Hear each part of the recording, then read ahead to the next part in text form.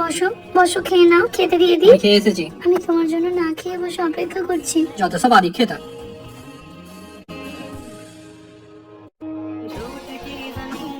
কোথায় যাচ্ছ? তোমাকে তো বললাম মায়ের শরীরটা খারাপ, বাবার বাড়ি যাব, তুমি তো রাতে কিছু বললে না। ওসব কোথাও যাওয়া হবে না।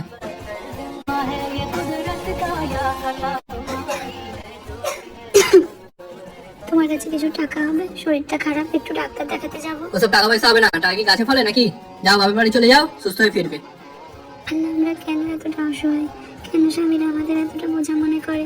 কেন আল্লাহ? বোন, তোর জন্য একটা সম্বন্ধ দেখছি।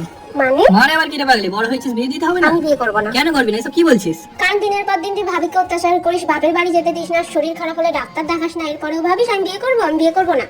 তুই কি চাস তোর বোনের উপরেও কেউ এরকম অত্যাচার করুক? তুই দেখতে পারবি তো? ভেবে দেখ, তুই ভাবির সাথে কি কি করিস, সেগুলো সেম যদি তোর বোনের সাথে হয় তুই সহ্য করতে পারবি তো? ভাব একবার।